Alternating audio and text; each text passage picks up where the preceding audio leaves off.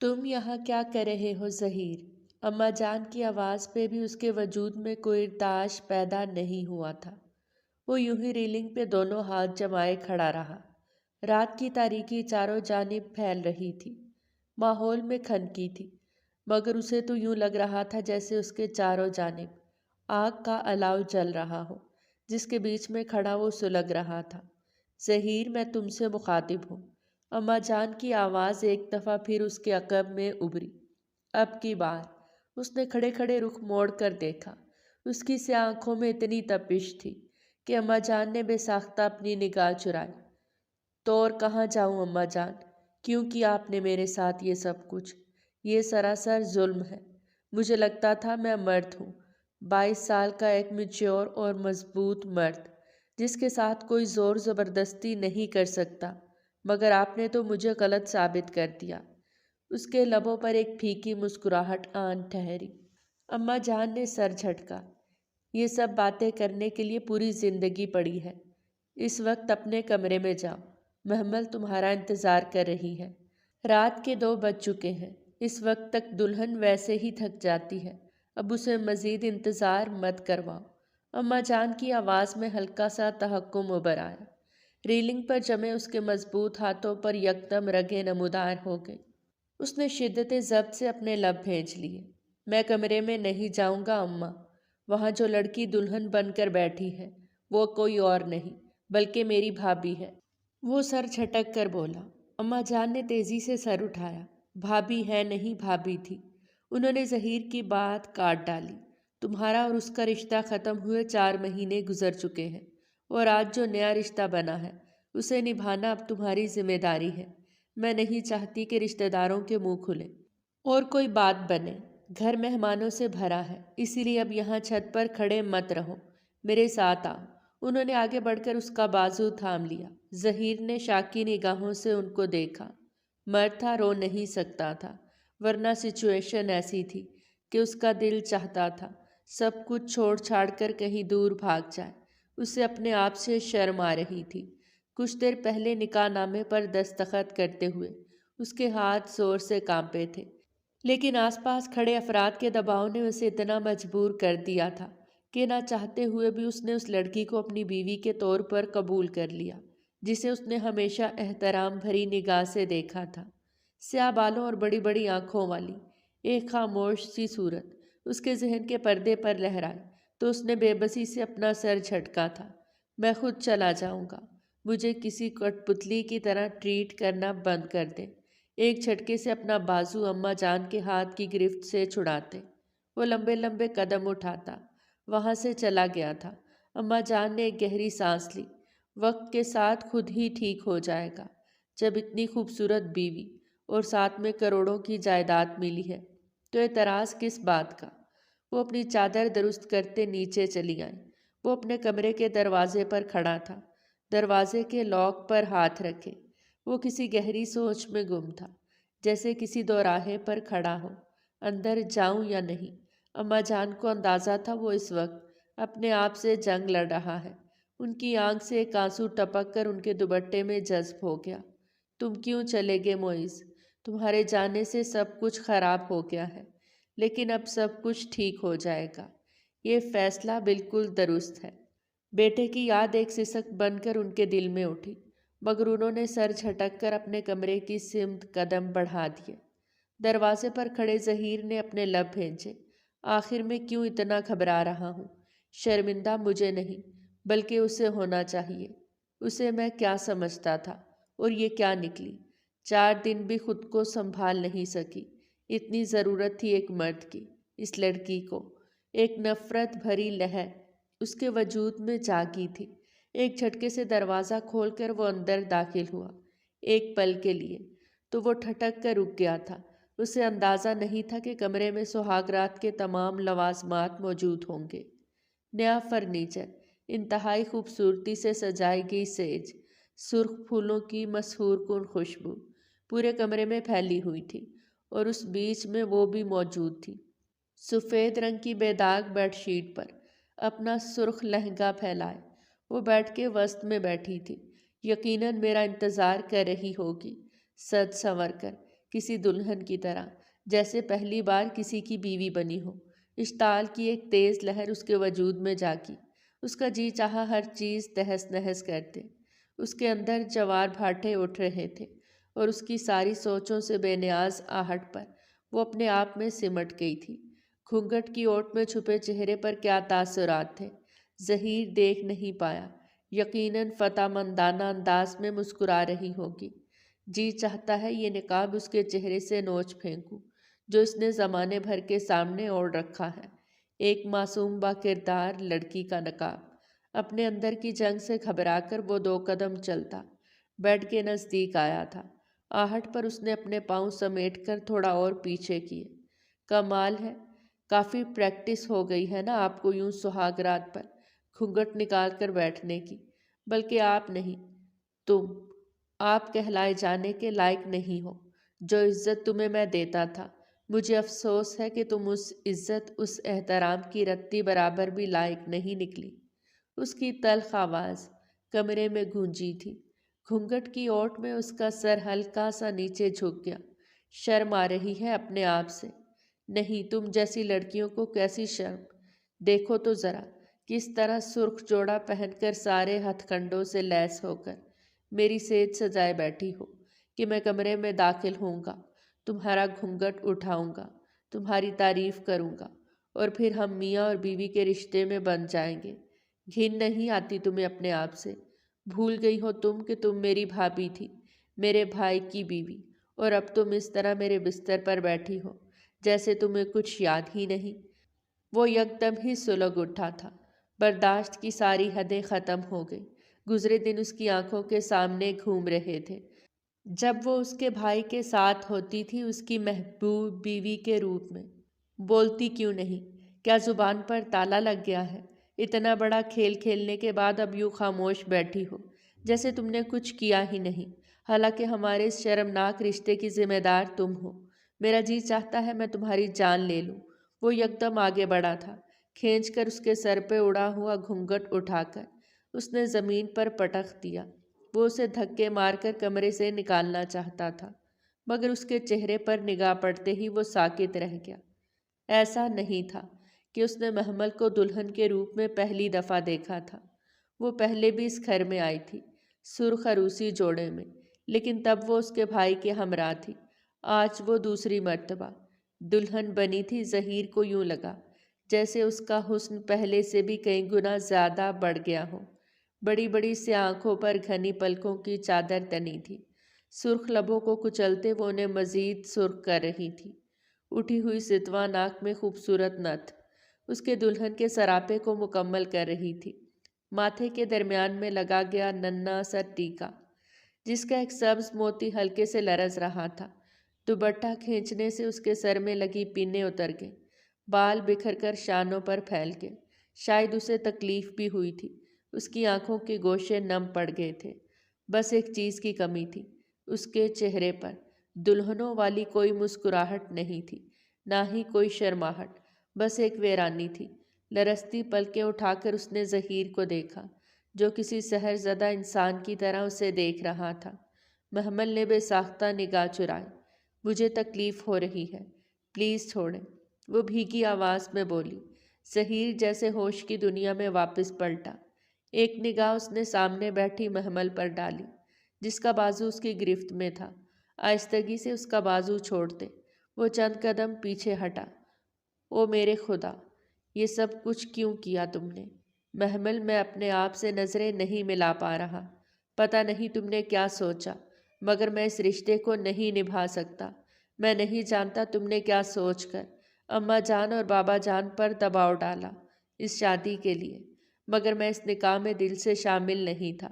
میرے لیے یہ رشتہ نبھانا ناممکن ہے، یہ رشتہ ہمیشہ ادھورا ہی رہے گا۔ میں نے تمہیں ہمیشہ اپنی بھابھی کی نگاہ سے دیکھا تھا، میں تمہیں اس رشتے میں اپنی بیوی کی حیثیت سے قبول نہیں کر سکتا۔ تمہارے لیے بہتر یہی ہے کہ جتنی جلدی ہو سکے اس گھر سے چلی جاؤ، ورنہ میں تمہاری جان لے لوں گا۔ وہ بے بسی سے بولتے بولتے یکدم صفاق ہو گیا تھا۔ محمل کے سفید پڑتے چہرے پر کوئی تاثرات نہ ابھرے۔ وہ یوں ہی اپنی ہتھیلیاں گود میں دھرے ساکت بیٹھی رہی۔ وہ بے ساختہ جھنجھلایا۔ وہ اتنی پرسکون تھی جیسے اسے کسی بات سے فرق ہی نہ پڑتا ہو۔ کمرے کی فضا ظہیر کے اعصاب بوجھل کیے جا رہی تھی۔ وہ مزید یہاں نہیں رک سکتا تھا۔ ایک نفرت بھری نگاہ اس کے سر پہ ڈالتے وہ پلٹ کر واش روم میں جا گھسا۔ سخت سردی کے موسم میں بھی ٹھنڈے پانی کے شاور کے نیچے کھڑا وہ اپنے بھڑکتے جذبات کو قابو کرنے کی کوشش کر رہا تھا۔ وہ سلگ رہا تھا، اس کے اندر جوار بھاٹے اٹھ رہے تھے، مگر وہ خاموش تھا، اتنا ہی خاموش جتنا اماں جان کا فیصلہ سنتے وقت وہ ہو گیا تھا۔ ارمانوں پر یہ رات اس کے لیے صرف ایک بوجھ ہی تھی، ایک ایسا بوجھ زبردستی اس کے کاندھوں پر لاد دیا گیا تھا۔ وہ چاہتا تھا گزرے شب و روز کی ہر یاد اس کے وجود سے دھل جائے، مگر یادیں اتنی آسانی سے پیچھا کہاں چھوڑتی ہیں۔ زیادہ پرانی بات بھی تو نہ تھی، بس 6 مہینے پہلے ہی تو شام ان کے گھر میں اتری تھی، جب معیز بھائی نے اپنی ایک ڈیل فائنل ہونے پر ان سب کو شاندار ڈنر دیا تھا۔ وہ مڈل کلاس فیملی تھی، اور جب مڈل کلاس فیملی کا کوئی فرد اٹھ کر ایک کامیاب بزنس کی بنیاد رکھے تو کیسا محسوس ہوتا ہے، اس بات کا ادراک انہیں اس رات ہو رہا تھا۔ وہ سب خوش تھے، بے حد خوش۔ مجھے تو یقین نہیں آتا بھائی جان، ایک چھوٹے سے سٹارٹ اپ سے آپ نے اتنے بڑے بزنس کی بنیاد کیسے رکھی؟ آپ بہت ذہین ہیں۔ وہ اپنے بھائی کے مسکراتے چہرے کو دیکھ کر خوشی سے کہہ رہا تھا۔ معیز نے اپنے سے 10 سال چھوٹے ظہیر کے کاندھے پہ ہاتھ رکھا۔ یہی کامیابی ایک روز تمہارا مقدر بنے گی۔ یونیورسٹی میں ٹاپ کیا ہے تم نے، یہ کوئی عام بات نہیں۔ ایسا بزنس تم بھی کھڑا کر سکتے ہو، اور ویسے بھی یہ سب کچھ ہم سب کا ہی تو ہے، معیز مسکراتے ہوئے کہہ رہا تھا۔ اماں جان ابا جان کے چہرے بھی خوشی سے سرشار تھے۔ اولاد قابل نکل آئے تو ماں باپ کے دن پھر جاتے ہیں، ایسا ہی کچھ اس گھرانے کے ساتھ بھی ہوا تھا۔ 5 مرلے کے چھوٹے سے مکان سے اٹھ کر وہ ایک پوش علاقے کے خوبصورت گھر میں شفٹ ہو گئے تھے۔ یہ گھر معیز نے خود خریدا تھا، اور جس دن ظہیر اپنا پہلا جاب انٹرویو دے کر گھر واپس آیا تو اسے گھر میں غیر معمولی خاموشی نظر آئی تھی۔ میرا انٹرویو بہت اچھا ہوا ہے، 100% یقین ہے کہ اس ملٹی نیشنل کمپنی میں مجھے اچھے عہدے پر نوکری مل جائے گی، تنخواہ اور دیگر مارات بھی شاندار ہوں گے۔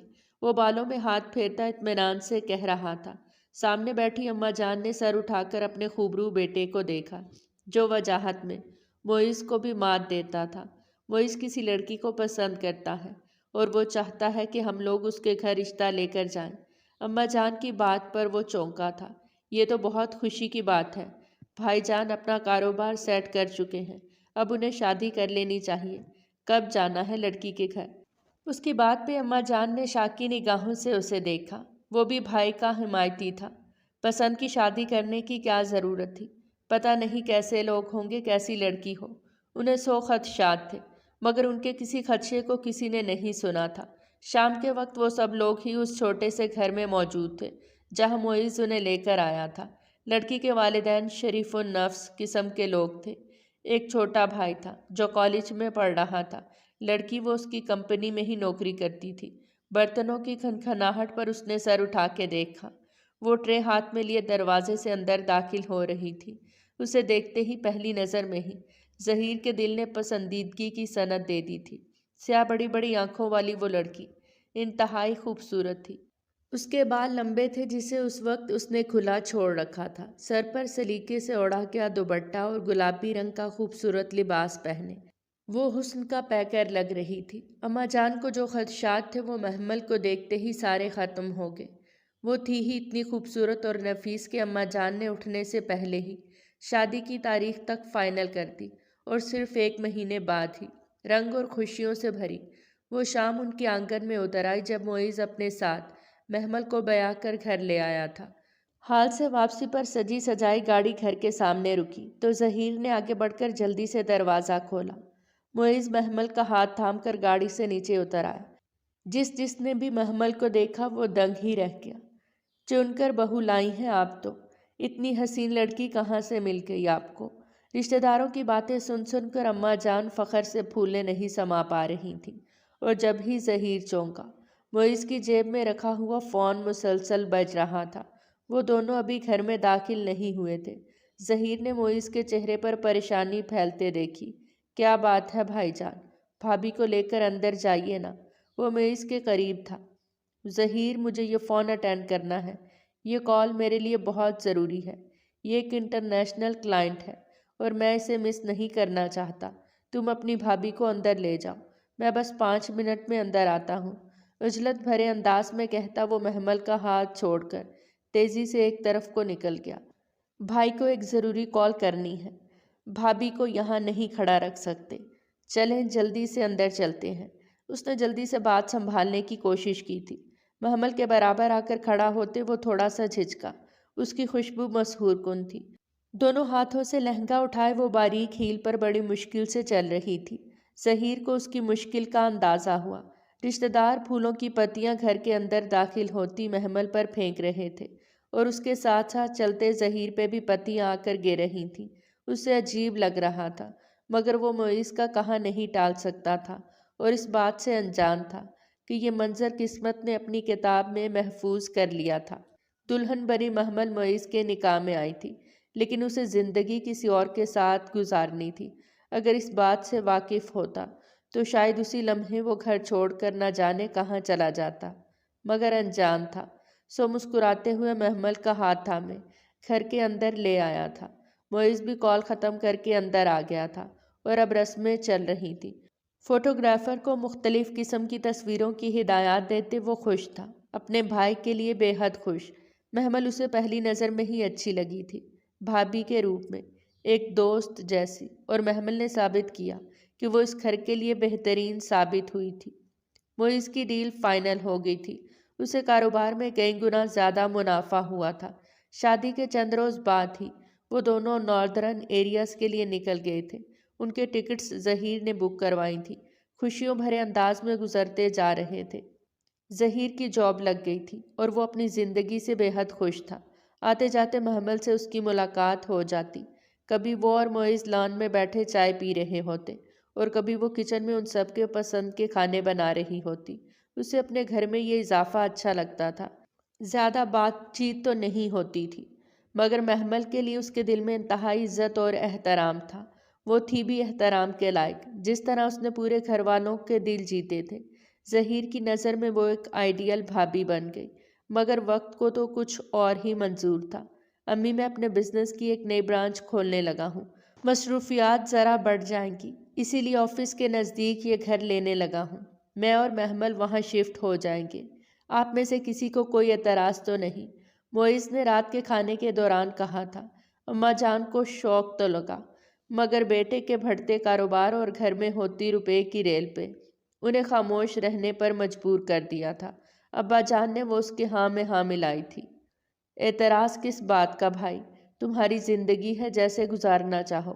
حامی بھرتے ہی معیز نے چند دنوں میں ہی اپنے لیے علیحدہ گھر کا بندوبست کر لیا۔ ان کے علیحدہ رہنے پر کسی کو کوئی اعتراض نہ تھا، سو ہنسی خوشی محمل اور معیز اپنے نئے گھر میں شفٹ ہو گئے۔ اور یہ حادثہ اسی روز ہوا جب انہیں اپنے گھر میں شفٹ ہوئے محض ایک ہفتہ گزرا تھا۔ وہ آفس سے باہر نکلا ہی تھا جب مسلسل بجتے فون کی ٹون نے اسے اپنی جانب متوجہ کیا۔ جیب سے موبائل نکال کر کان سے لگاتے وہ اپنی گاڑی کا دروازہ کھول رہا تھا، مگر اگلے پل وہ سناٹے میں رہ گیا۔ فون کی دوسری جانب محمل تھی، اس کی سسکیوں اور گھٹی گھٹی چیخوں کی آوازیں اسے سنائی دے رہی تھیں۔ ظہیر، ہمارا ایکسیڈنٹ ہو گیا ہے، بہت برا، معیز کو بہت چوٹیں آئی ہیں۔ یہاں پر کوئی بھی ہمیں ہاسپٹل لے جانے کے لیے تیار نہیں، پلیز جلدی آ جاؤ۔ وہ ٹوٹے پھوٹے جملوں اور درد میں ڈوبی ہوئی آواز میں بمشکل بول رہی تھی۔ آس پاس سے گزرتی گاڑیاں اور لوگوں کا شور سنائی دے رہا تھا۔ ظہیر کے قدموں تلے سے زمین نکلی۔ وہ چلا چلا کر محمل سے اس کی لوکیشن پوچھ رہا تھا، مگر موبائل اس کے ہاتھ سے چھوٹ کر گر چکا تھا۔ شاید وہ خود بھی بے ہوش ہو گئی تھی۔ ظہیر، اس کو اپنا دل ڈوبتا ہوا محسوس ہوا۔ آندھی اور طوفان کی طرح گاڑی میں بیٹھتے وہ مسلسل محمل اور معیز کے نمبر پہ کال کر رہا تھا۔ کئی بار کال کرنے کے بعد آخر کسی راہگیر نے کال اٹھائی۔ راہگیر سے ایکسیڈنٹ کی جگہ پوچھنے کے بعد اس نے گاڑی کو پوری سپیڈ کے ساتھ بھگا لیا۔ اس کی آنکھوں کے آگے دھند سی چھا رہی تھی۔ جان سے پیارا بھائی اور بھابھی ایکسیڈنٹ کا شکار ہوئے تھے۔ وہ زندگی اور موت کی کشمکش میں تھے، اتنا اسے محمل کی آواز سے اندازہ ہو گیا تھا۔ اور جس وقت وہ ایکسیڈنٹ والی جگہ پر پہنچا اسے لگا ساتوں آسمان ٹوٹ کر اس کے سر پر آن گرے ہوں۔ मोइस की गाड़ी फुटपाथ क्रॉस करती हुई सड़क की दूसरी जानिब जाकर गिरी थी। वो भीड़ को चीरता गाड़ी के करीब पहुंचा था और उसे लगा उसका दिल उसके हाथों में आ गया है। गाड़ी उसका सामने वाले हिस्सा बुरी तरह से डैमेज हो चुका था और इसी वजह से फ्रंट सीट पर बैठे मोइस की हालत गैर थी। उसकी आंखें खुली थी और पूरा वजूद खून में डूबा था। जहीर एक लम्हा जाया किए बगैर गाड़ी की तरफ लपका था। लवाहिकीन के आने के बाद आसपास के लोगों में भी हिम्मत जमा हुई। मोइस को गाड़ी से निकाल लिया गया। दूसरी जानिब महमल मौजूद थी। वो खुद भी बुरी तरह से जख्मी थी, मगर उसकी सांसें चल रही थी। सिर्फ मोइस ही था जिसका सीना खामोश हो चुका था। उसे देखकर जहीर का दिल डूब रहा था। किसी अनहोनी का एहसास शिद्दत से उसके दिल पर दस्तक दे रहा था, मगर वो हर चीज से निगाहें चुराए मुइज़ को उठाकर एम्बुलेंस में लिटा रहा था। महमल को फर्स्ट एड दी जा रही थी। पूरे रास्ते वो मुइज़ का हाथ थामे अपने खदशों की तस्दीक न होने की दुआ करता आया। मगर अस्पताल में डॉक्टर ने नब्ज देखते ही अफसोस से जहीर की सिम देखा था। ये मर चुके हैं। हाँ, मगर इनकी वाइफ की चोटें ज़्यादा गहरी नहीं हैं। इन्हें ट्रीटमेंट दिया जा रहा है, ये जल्द होश में आ जाएंगी। डॉक्टर की बात थी या गोया कोई शोर जो जहीर के कानों में फूंका गया था। बेजान अंदाज में जमीन पर गिरते उसने मोइज़ का चेहरा देखा। वो इस दुनिया से जा चुका था। ये बात किसी कयामत से कम नहीं थी। वो रोना चाहता था, धाड़े मार मार कर चिल्लाना चाहता था, अपने भाई को जाने से रोकना चाहता था, मगर वो मर्द था। सो सर्द पड़ते हाथों के साथ जेब से मोबाइल निकाल कर उसने घर का नंबर डायल किया। उस घर में जहां चंद महीनों पहले खुशियां उतरी थी, एक कयामत बर्पा हो चुकी थी। मोइज़ की मौत उन सब के लिए एक ऐसा सानेहा थी जिसने उन सबको बुरी तरह से तोड़ डाला था। मोइज़ की लाश अस्पताल से घर आ चुकी थी। जहीर ने किन हाथों के साथ उसे कब्र के सपुर्द किया था, ये बस वही जानता था। सुर्ख आंखों और गम से फटते दिल के साथ वो कितनी ही देर तक उसकी कब्र के सरहाने बैठा रहा। और जब भी उसकी जेब में रखा मोबाइल बजा, आपकी मरीज़ा को होश आ गया है। हॉस्पिटल से कॉल थी। महमल को होश आ चुका था। गहरी सांस लेता वो उठ खड़ा हुआ, शिकस्त खोरदा कदमों से चलता। जिस वक्त वो हॉस्पिटल में आया, उसकी चीखें उसे कमरे के बाहर ही सुनाई दे गई। वो तड़प रही थी, बिलक रही थी। उसे मोइज़ की मौत की इत्तला दे दी गई थी। इस वक्त उसके पास सिर्फ अस्पताल का स्टाफ ही था। घर वाले अपने गम से निढाल थे, तो उसका सहारा कौन बनता। जहीर की आंखों में नमी उतरने लगी। जहीर, बोलो, ये झूठ है। तुम्हारे भाई जिंदा है ना? ये लोग क्या कह रहे हैं? प्लीज़ मुझे मोइज़ के पास लेकर चलो। मैं उनके बगैर नहीं रह सकती। वो एकदम टूट कर बिखरने लगी। जहीर ने बमुश्किल खुद पे जब्त किया। आप मेरे साथ घर चलें। डॉक्टर ने आपको डिस्चार्ज कर दिया है। वो खुद पे जब्त करता बोला था, मगर वो यकलख्त रोते रोते उसके बाजू से आन लगी। प्लीज़ बोल दो ये झूठ है। मैं मोइज़ के बगैर नहीं रह सकती। ऐसा नहीं हो सकता। मोइज़ नहीं मर सकते। वो बेरब्त जुमले बोल रही थी, बिलक बिलक कर रो रही थी। रेशमी बाल बिखरे हुए थे, हाथ में लगी ड्रिप की निडल निकल गई थी। हल्का हल्का खून रिस रहा था। जहीर को उसका लम्स घबराहट में मुब्तला कर रहा था। जो रिश्ता उन दोनों के दरमियान था, वो रिश्ता ख़त्म हो चुका था। अब वो उसके लिए गैर थी, ना महरम तो पहले भी। वो उसका देवर था, मगर अब तो कोई रिश्ता ही बाकी न रहा। मगर वो थी कि जैसे होश में ही ना थी। क्या हो गया है महमल आपको? खुदा के लिए होश में आए। हॉस्पिटल है ये, सब हमें देख रहे हैं। भाई मर गए हैं और अब वो वापस नहीं आएंगे। अपने आप को संभाले और घर चले। सारे रिश्तेदार इंतज़ार कर रहे हैं। यकलख्त से ही दोनों बाजू से थामते जहीर ने इंतहाई सख्ती से उसे कहा। वो जो गम से निढाल हो रही थी, एकदम साकित रह के से आंखों में बेयकीनी के साथ साथ खौफ भी उभर आया। जहीर ने बमुश्किल अपनी निगाह चुराई। मैं बाहर आपका वेट कर रहा हूँ, जल्दी आ जाए। वो लंबे लंबे कदम उठा रहा था। अस्पताल के कमरे से निकलकर बाहर खड़ा हो गया। अंदर महमल ने न जाने खुद को किस तरह संभाला। शायद उसे अंदाजा हो गया था कि उसे संभालने वाला अब रहा नहीं था। वो मरे मरे कदमों से चलती अस्पताल के कमरे से निकल आई थी। घर में दाखिल होते ही कई रिश्तेदार खवातीन उससे लिपटी फट के रोने लगी थी, मगर वो यूं ही साकित रही। कई लोगों ने उसे शदीद गम से मंसूब किया।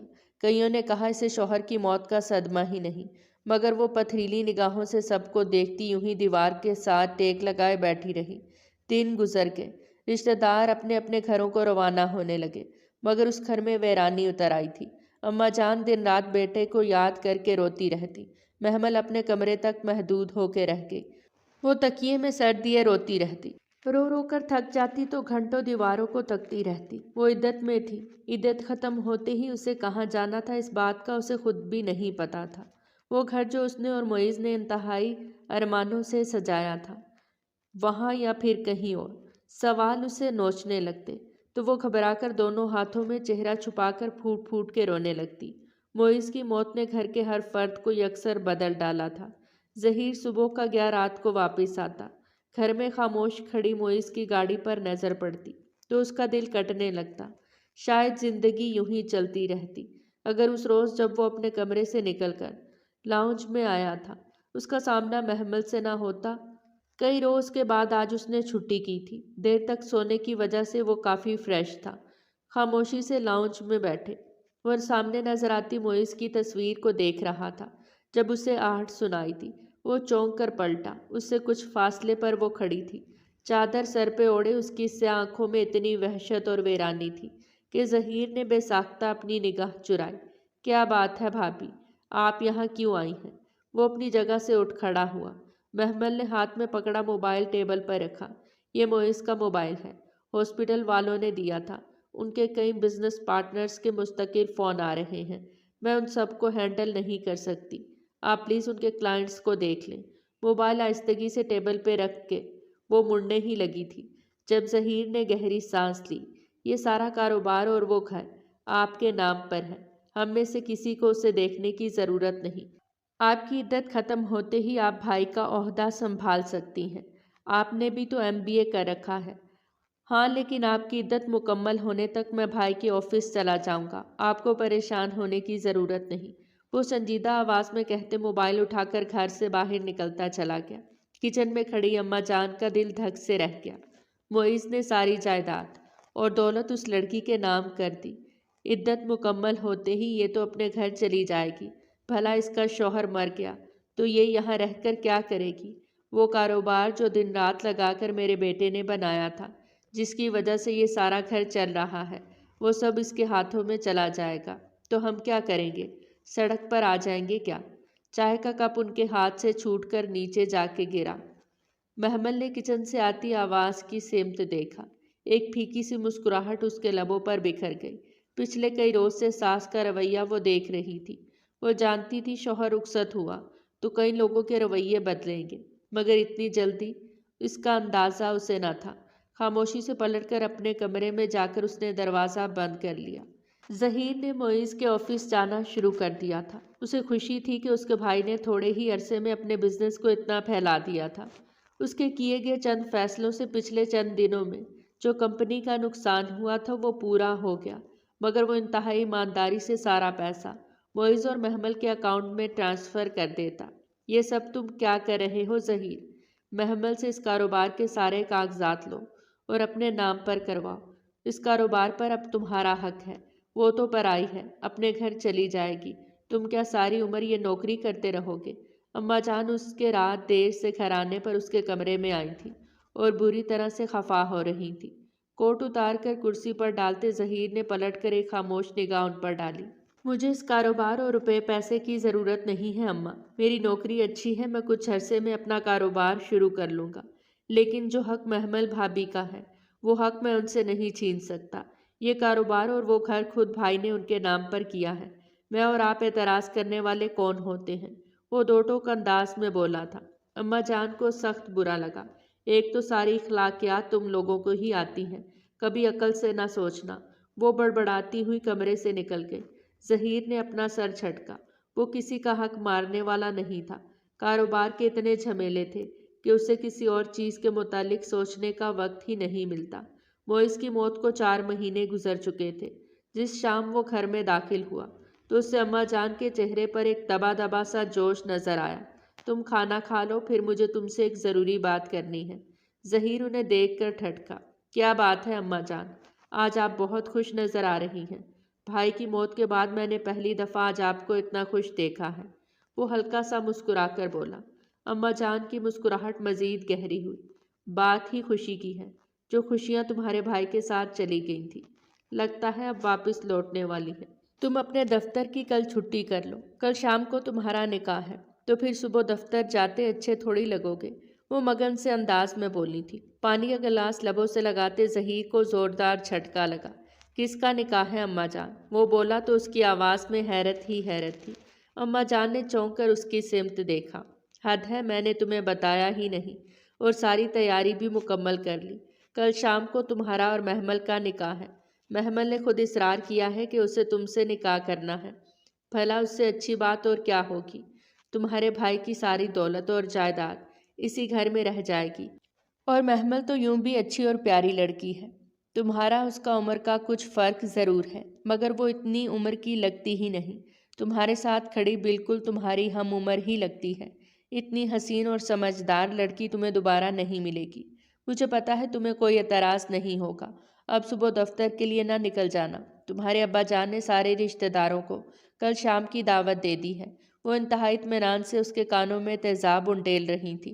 ज़हीर सन्नाटे में रह गया। एक झटके से पानी का ग्लास वापस मेज़ पे रखते वो अपनी जगह से उठा था। ये सब क्या कह रही हैं आप? अम्मा जान, मेरा और महमल का निकाह। होश में तो हैं आप? भाभी है वो मेरी, मोइज़ भाई की बीवी थी। वो ऐसा किस तरह कह सकती है? दिमाग ख़राब हो गया है क्या उसका?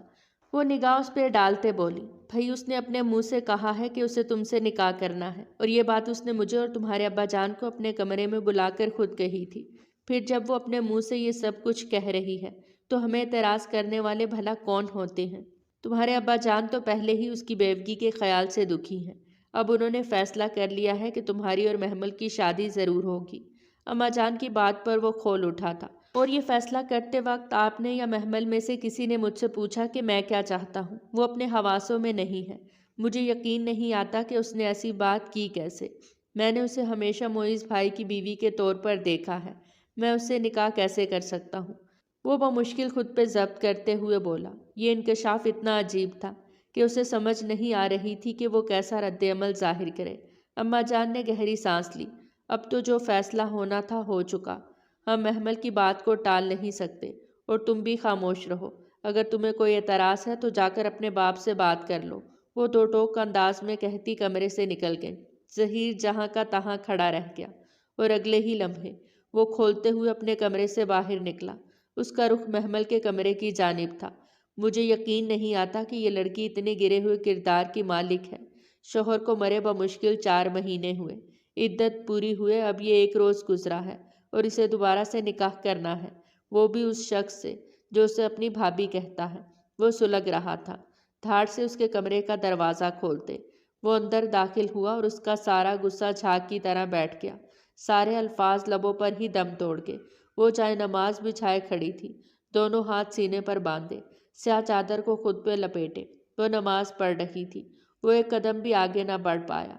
उसे लगा जैसे वो अपने और उसके बीच उस लकीर को कभी अबूर नहीं कर पाएगा। वो इनकार नहीं कर पाएगा। जो फैसला उसने किया था उसे पूरा करने का वो पाबंद था। अपनी बेबसी पर उसे यकीन नहीं आ रहा था।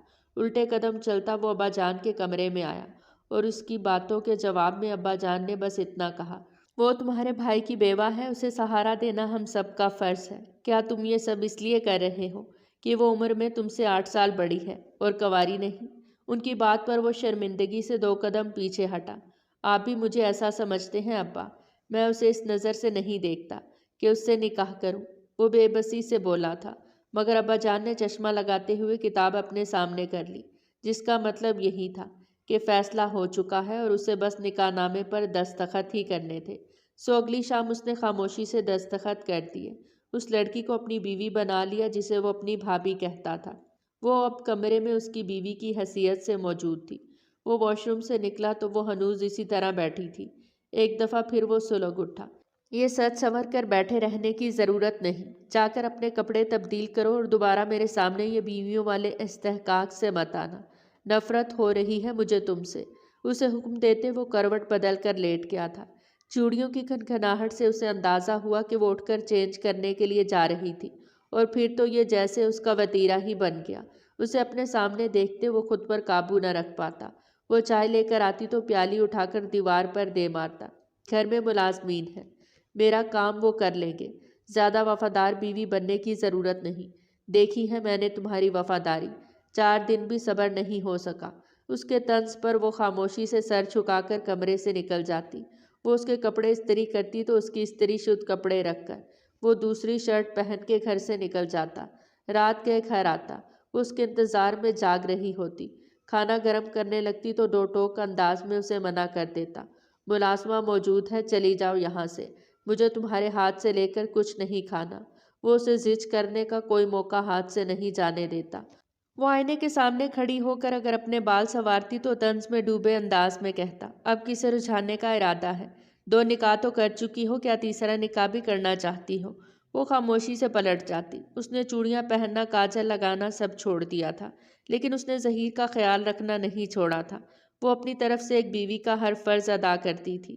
اماں جان اس پر نہال ہوتی تھی، کتنا اچھا فیصلہ کیا ہے میری بہو نے، گھر کی ساری دولت اور جائیداد گھر میں ہی رہ کے۔ دوبارہ نکاح کرنا کسی عورت کے لیے آسان نہیں ہوتا، لیکن آفرین ہے محمل پر، یہ اٹھتے بیٹھتے اس کی تعریف کرتی اور ظہیر سلگ کے رہ جاتا۔ ان جیسی لڑکیوں کے لیے کچھ مشکل نہیں ہوتا، دوبارہ نکاح کیا ہے تو تیسری بار بھی سب کچھ کر سکتی ہے۔ کسی مرد کے بغیر رہنا ممکن کہاں ہے ایسی بد کردار لڑکیوں کے لیے؟ وہ اپنے اندر سوچتا اور اسے لگتا رہتا۔ جب جی میں آتا سب کچھ اسے سنا بھی ڈالتا، مگر وہ تو نہ جانے کس مٹی کی بنی تھی کہ اس کی باتوں کے جواب میں ایک لفظ بھی نہ کہتی، خاموشی سے منظر سے غائب ہو جاتی۔ دفتر کی مصروفیات اتنی بڑھ گئی تھی کہ اسے اپنی نوکری سے ریزائن دینا پڑا۔ اس شام وہ گھر آیا تو کمرے میں جاتے ہی چونکا۔ وہ سوٹ کیس میں سامان پیک کر رہی تھی۔ اپنے گھر جا رہی ہو، شکر ہے ذرا خیال تو آیا تمہیں، کہ اس گھر میں اب تمہاری وہ جگہ نہیں، وہ کٹیلے لہجے میں کہتا اپنا کوٹ اتارنے لگا۔ محمل نے سر اٹھا کر اسے دیکھا۔ جس گھر میں پہلے رہتی تھی، وہاں کے پڑوسیوں کا فون آیا تھا کل رات، کسی نے وہاں چوری کرنے کی کوشش کی ہے۔ آپ بھی روزانہ دفتر سے یہاں آتے ہیں، یہ گھر کافی فاصلے پر ہے، ہمیں وہاں چل کر رہنا چاہیے۔ میں وہاں ایک نزدیکی اسکول میں جاب انٹرویو دے کر آئی تھی، اگر دوبارہ وہاں جاؤں گی تو وہ مجھے نوکری پہ رکھ لیں گے، میں بھی مصروف ہو جاؤں گی تو آپ کو زیادہ پریشان نہیں کیا کروں گی۔ وہ دھیمے لہجے میں کہتی زپ بند کر کے کمرے سے چلی گئی۔ ظہیر نے حیرت سے پلٹ کر اسے دیکھا۔ یہ فیصلہ سنا کر گئی ہے یا مجھے اطلاع دے کر؟ وہ سلگ اٹھا، مگر اس کی بات درست تھی، دفتر سے یہ گھر اسے واقعی دور پڑتا تھا۔ اماں جان نے سنا تو فوراً محمل کی بات میں ہاں ملائی۔ ہاں بیٹا، اتنا شاندار گھر ہے، اتنا قیمتی سامان رکھا ہے، وہاں لوگ چرا کر لے جائیں گے، بہتر ہے تم دونوں وہیں شفٹ ہو جاؤ۔ انہوں نے محمل کے فیصلے پر مہر لگا دی۔ نتیجتاً وہ اگلے ہی دن اس گھر میں موجود تھے۔ وہ بری طرح سے جھنجھلا رہا تھا، مگر نہ جانے کیا بات تھی کہ آج اس نے اپنا غصہ محمل پر نہیں اتارا۔ وہ اپنا سامان سیٹ کر رہی تھی جب اس نے اس کے ہاتھ سے اٹیچی کیس لیا۔ چھوڑ دو، یہ بھاری ہے، میں اندر لے جاتا ہوں۔ وہ گھبرا کر 2 قدم پیچھے ہٹی۔ کچھ کھانا ہے تو بتا دو، میں لے آتا ہوں۔ شفٹنگ کے دوران تم بھی تھک گئی ہوگی، اب کھانا بناؤ گی کیا؟ ملازم تو یہاں ہے نہیں، وہ اسے کچن میں کھڑا دیکھ کر پوچھ رہا تھا۔ محمل چونک کر پلٹی، اس کی نظر خود پہ بری طرح محسوس کرتے بولی، مجھے بھوک نہیں ہے، آپ کو کچھ کھانا ہے تو آپ لے آئیں۔ وہ مشکل جواب دیتے ہوئے اس کے برابر سے نکلتی چلی گئی۔ ظہیر نے اسے جاتے دیکھا اور کندھے اچکا کر گھر سے باہر نکل گیا۔ اندر وہ اپنے تکیے میں منہ دیے نہ جانے کتنی دیر تک روتی رہی۔ وہ کھانا کھا کر سو گیا تو وہ کمرے سے نکلی۔ یہ گھر اس کا اور معیز کا تھا، کتنی یادیں جڑی تھی اس گھر سے، اور تبھی بچوں کی میز پر اس کے حصے کا کھانا رکھا تھا۔ اس کے منع کرنے کے باوجود وہ اس کا کھانا لے کر آیا تھا۔ محمل کو گھبراہٹ سی ہونے لگی۔ وہ پلٹ کر تیزی سے اندر کمرے میں چلی گئی، وہی کمرہ جہاں پہلے اس کے ساتھ معیز ہوتا تھا، آج اس کا بھائی تھا۔ وہ صبح جاگا تو محمل کمرے میں نہیں تھی۔ گہری سانس لیتا وہ فریش ہو کر کمرے سے نکل آیا۔ کیوں کر رہی ہے یہ سب کچھ؟ کیا فائدہ مل رہا ہے اس کو؟ دولت اور جائیداد سب اس کے نام تو ہو گئی ہے، چاہتی تو مزے سے نئی زندگی شروع کر سکتی تھی، پھر اس نے مجھ سے شادی کی شرط کیوں رکھی؟ اس پر نگاہیں جمائے وہ کچن کے دروازے سے ٹیک لگا کر کھڑا ہو گیا۔ ناشتہ بناتی محمل نظروں کے ارتکاز پر چونک کر پلٹی تو وہ اسے ہی دیکھ رہا تھا۔ محمل کی رنگت زرد پڑی۔ وہ کل سے محسوس کر رہی تھی کہ اس نے محمل پہ طنز کرنا بند کر دیا تھا اور اب مستقل گہری نظروں سے اسے دیکھتا رہتا۔ آپ کی چائے؟ وہ چائے کپ میں ڈال کر اس تک لے آئی۔ گہری نگاہوں سے اسے دیکھتے ظہیر نے چائے پکڑنا چاہی، اور شاید اس کی نگاہوں کا اثر تھا کہ وہ بری طرح سے گھبرا کر اس کے پکڑنے سے پہلے ہی کپ چھوڑ چکی تھی۔ گرم چائے زمین پر گری تو اس کی جلد سرخ پڑ رہی تھی۔ ظہیر نے افسوس بھری نگاہ اس پر ڈالی۔ میرے ساتھ آؤ، میں دوا لگا دیتا ہوں۔ وہ سنجیدہ انداز میں اس کا ہاتھ پکڑتا باہر کی طرف لپکا، مگر اس نے ایک جھٹکے سے اپنا ہاتھ چھڑا لیا۔ نہیں، مجھے کچھ نہیں ہوا، میں ٹھیک ہوں۔ وہ بری طرح سے گھبرائی تھی۔ اس کی سی آنکھوں میں ظہیر نے پہلی مرتبہ نمی اترتے دیکھی۔ اگلے ہی پل وہ پلٹ کر بھاگتی ہوئی کمرے کی سمت چلی گئی۔ ظہیر نے پہلی دفعہ اسے اپنے سامنے یوں ٹوٹتے بکھرتے دیکھا تھا۔ اس کی سسکیوں کی آوازیں اس کے کمرے کے دروازے تک سنائی دے رہی تھیں۔ وہ دھیرے دھیرے چلتا اندر آیا۔ کیوں کر رہی ہیں آپ یہ سب کچھ؟ جیسا سب چل رہا تھا وہ ٹھیک تو تھا۔ مجھے اس طرح دیکھنا بند کریں۔ آپ سے شادی میں نے اس لیے تو کی تھی کہ آپ میرے شوہر نہیں بنیں گے، میری مرضی کو قبول کریں گے۔ میں معیز کے علاوہ کسی اور کے ہونے کا سوچ بھی نہیں سکتی۔ میں اس سے بہت محبت کرتی تھی اور آپ کے ساتھ نکاح کا مقصد صرف یہی تھا کہ آپ اپنے بھائی کی بیوی پر بری نظر نہیں ڈالیں گے۔ لیکن آپ وہ بات ادھوری چھوڑ کر یہ ایک دم سے سسک اٹھی تھی۔ ظہیر نے گہری نگاہ اس پر ڈالی۔ وہ بیڈ پر بیٹھی جیسے ضبط کی انتہا پر تھی۔ تو تم نے مجھ سے نکاح اس لیے کیا تاکہ کوئی مرد تمہیں چھو نہ سکے، اور میں تمہارا شوہر بن کے بھی صرف اس لیے تم سے دور رہوں کیونکہ تم میرے بھائی کی بیوی تھی۔ وہ اس کے سامنے بیٹھتے ہوئے سنجیدگی سے پوچھ رہا تھا۔ محمل نے بمشکل اپنی نگاہیں اٹھائیں۔ آنسو پلکوں کی باڑ توڑ کر گالوں پر بکھر رہے تھے۔ ہاں، یہی بات تھی۔ معیز کے مرنے کے بعد میرے گھر والوں کو علم ہو گیا تھا کہ اس کی ساری جائیداد میرے نام پر ہے۔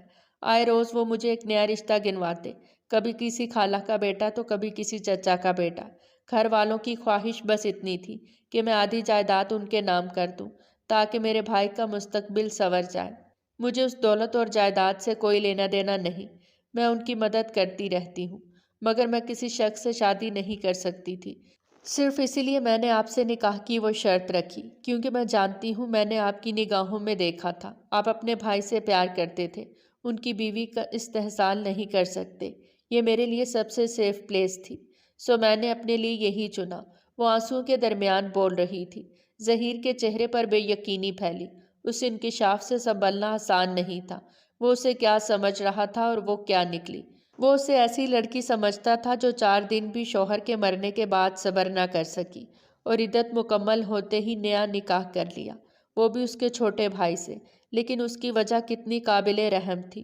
نہ جانے وہ کس ٹوٹ پھوٹ کا شکار رہی ہوگی کہ اس نے میری طرف ہاتھ بڑھایا۔ شاید اسے بھروسہ تھا کہ میں اسے سنبھال لوں گا۔ وہ خود سے مخاطب تھا۔ وہ اپنی بات مکمل کر چکی تھی اور اب خاموشی سے آنسو روکنے کی کوشش کر رہی تھی۔ سامنے بیٹھے ظہیر کا دل ایک لمحے میں پلٹ گیا۔ وہ اس کے بھائی کی بیوی پہلے تھی، اب نہیں۔ رشتے بدل چکے تھے۔ معیز مر چکا تھا اور یہ نیا رشتہ جو اس کے اور محمل کے درمیان تھا اس کو شریعت تسلیم کرتی تھی۔ جب خدا نے اسے اجازت دی تھی کہ وہ اس لڑکی سے نکاح کر سکتا تھا، چاہے وہ اس کے بھائی کی بیوہ ہی کیوں نہیں، تو پھر وہ اپنے آپ کے ساتھ سختی کیوں کر رہا تھا؟ کیوں وہ اس معصوم لڑکی پر ظلم کے پہاڑ توڑ رہا تھا جو پہلے ہی اتنی دکھی تھی؟ ظہیر نے گہری سانس لی۔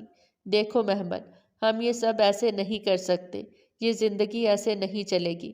اگر تم نے مجھ پر بھروسہ کیا ہے تو مجھے موقع دو، میں ثابت کروں گا کہ یہ بھروسہ غلط نہیں تھا۔ میں بھائی جتنا اچھا شوہر ثابت نہیں ہو سکتا، لیکن میں تمہیں وہ تمام خوشیاں دوں گا جن کی تم حقدار ہو۔ تم میری بیوی ہو، میں تم سے نگاہیں نہیں چرا سکتا۔ میں اعتراف کرتا ہوں کہ پچھلے کچھ عرصے سے میرے دل میں تمہارے لیے جو جذبات امڑ رہے ہیں، میں خود ان سے شرمندہ تھا۔ مجھے خود اپنے آپ سے شرم آتی تھی کہ میں تمہارے متعلق ایسا کیوں سوچ رہا ہوں، لیکن میں مجبور ہوں۔ شاید یہ اس نکاح کی طاقت ہے جو تمہارے اور میرے درمیان موجود ہے۔ تم اب میری بھابھی نہیں، میری بیوی ہو، اور اگر ہم دونوں نے اس رشتے کو قبول کیا ہے تو ہمیں اسے نبھانا بھی چاہیے۔ شاید اسی طرح ہم دونوں کے زخمی دلوں کو قرار آ جائے۔ وہ اس کا ہاتھ تھامے سنجیدگی سے کہہ رہا تھا۔ اس کی آنکھوں کے لو دیتے جذبے محمل کو نظر آ رہے تھے۔ اس نے اپنا ہاتھ کھینچنا چاہا مگر ظہیر کی گرفت مضبوط تھی۔ بھروسہ رکھو، اگر تم نے مجھے اپنا سیف پلیس مانا ہے تو میں وعدہ کرتا ہوں آئندہ کبھی تمہاری آنکھوں میں آنسو نہیں آئیں گے۔ بھائی جا چکے ہیں مگر ہم دونوں کو زندہ رہنا ہے، اپنے لیے، اپنی فیملیز کے لیے۔ تو پھر کیوں نہ اس رشتے کو قبول کر لیں؟ وہ امید بھرے لہجے میں پوچھ رہا تھا۔ محمل نے بے ساختہ اپنی نگاہیں اٹھائیں۔ اس کے دل کے جذبے اس کی آنکھوں سے جھلک رہے تھے۔ وہ اس کی محبت میں پور ڈوب چکا تھا اور یہ نہ جانے کب ہوا تھا، اس بات سے وہ دونوں ہی انجان تھے۔ محمل کو حیرت ہوئی، اس کے لمس سے اسے تکلیف نہیں ہوئی تھی، وہ جس کے دل میں ہر وقت معیز بسا تھا۔ اپنے سامنے ظہیر کو اتنا قریب بیٹھے دیکھ کر وہ گھبراہٹ کا شکار کیوں نہیں ہوئی تھی؟ کیا میرا دل بھی بدل چکا ہے؟ اسے حیرت ہوئی۔ وہ اپنی انگلی کی پوروں سے اس کی آنکھوں میں آئے آنسو چن رہا تھا۔ تم اب میری بیوی ہو محمل، اور میری بیوی کی آنکھ میں آنسو آئی یہ مجھے گوارا نہیں۔ اس کی آواز میں دھیما پن تھا، دور کہیں ایک رنج بھی تھا، وہ رشتہ جو ختم ہو چکا تھا اس رشتے کا رنج۔ مگر اب وقت بدل چکا تھا اور وہ دونوں اس نئے رشتے کو نبھانے کے لیے تیار تھے۔ قدرت ان پر مہربان ہو رہی تھی اور وہ دونوں ناشکرے ہرگز نہیں تھے۔ اپنے آنسو صاف کرتے محمل نے اس بات میں سر ہلا دیا۔ ظہیر کے لبوں پر ایک مسکراہٹ بکھر گئی۔ کیا میں یہ سارا کاروبار آپ کے نام کر دوں؟ آپ پیپرز بنوا لیجئے، میں دستخط کر دوں گی، وہ آہستگی سے بولی تھی۔ ظہیر نے ہلکے سے سر جھٹکا۔ اس کی ضرورت نہیں، کاروبار جس کے نام پر ہے اسی کے نام پہ رہے گا۔ اس کی آواز میں سنجیدگی تھی۔ محمل کے چہرے پر حیرت بکھری۔ وہ کتنا مضبوط انسان تھا، کتنا پیارا دل تھا اس کا، شاید قدرت نے اسے بکھرنے سے پہلے ہی سمیٹ لیا تھا۔ محمل کا دل خدا کی کرم نوازی پر ایک پل کے لیے حیران ہوا، اور پھر اس نے مسکراتے ہوئے دل ہی دل میں ڈھیروں شکر ادا کیا تھا۔ والسلام۔